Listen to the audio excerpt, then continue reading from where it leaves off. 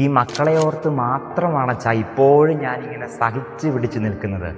പലരും പറയാറുള്ള ഒരു ഡയലോഗാണ് ഈ ക്ഷമിക്കുക എന്നൊക്കെ പറഞ്ഞു കഴിഞ്ഞാൽ അത്ര എളുപ്പമുള്ള കാര്യമാണ്.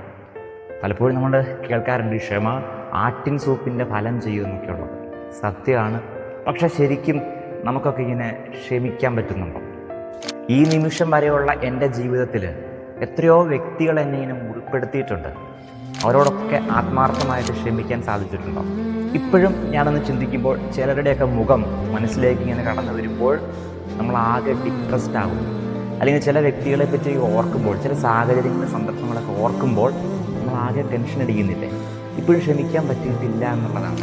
വചനം പറയുന്നു, ഒരാൾ 7 തവണ നിന്നോട് തെറ്റ് ചെയ്തിട്ട് 7 തവണയും വന്നിട്ട് നിന്നോട് സോറി പറയുകയാണെങ്കിൽ നീ ആ വ്യക്തിയോട് ക്ഷമിക്കണം. അപ്പോൾ നിങ്ങൾ പറയും, അച്ഛന് പറയാനൊക്കെ എളുപ്പമാണ്, ഇങ്ങനെ ക്ഷമിക്കുന്നൊക്കെ പ്രസംഗിക്കാൻ എളുപ്പമാണ്. പക്ഷേ അത് ഈ ജീവിതത്തിലേക്ക് വരുമ്പോൾ അത് പറ്റുന്നില്ല. പലപ്പോഴും മായ്ച്ചു കളയാൻ ശ്രമിച്ചിട്ട് ഇതൊന്നും മാഞ്ഞു പോകുന്നില്ല എന്നൊക്കെ. ക്ഷമിക്കുക എന്നുള്ളതിൽ യാതൊരു മാറ്റവുമില്ല, അത് ക്ഷമിക്കുക തന്നെ വേണം. പക്ഷേ ഇതെങ്ങനെയാണ് സാധ്യമാകുന്നത് എന്നൊക്കെ ചോദിച്ചാൽ നമ്മുടെ ശക്തി കൊണ്ട് ഒരു വ്യക്തിക്കും ക്ഷമിക്കാനോ സഹിക്കാനോ സാധിക്കത്തില്ല. ഒരു വ്യക്തിക്ക് ക്ഷമിക്കാൻ പറ്റണമെങ്കിൽ അവിടെ ദൈവത്തിൻ്റെ കൃപയുണ്ടാകണം. നമ്മൾ പ്രാർത്ഥിക്കേണ്ടത് ഈ ക്ഷമിക്കാനുള്ള കൃപ നിറയാൻ വേണ്ടിയിട്ടാണ്. അതോടൊപ്പം നമ്മൾ ചെയ്യേണ്ട ഒരു കാര്യമുണ്ട്.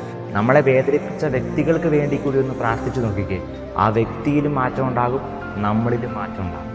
ഓർക്കണം, എനിക്ക് ക്ഷമിക്കാൻ പറ്റുന്നില്ല എന്ന് നമ്മൾ ആവർത്തിക്കുമ്പോൾ നമ്മൾ ആശ്രയിക്കുന്നത് നമ്മളിൽ തന്നെയാണ്. അതേസമയം ക്ഷമിക്കാൻ പറ്റുന്നത് ദൈവ കൃപ എന്നിൽ നിറയുമ്പോൾ മാത്രമാണ്.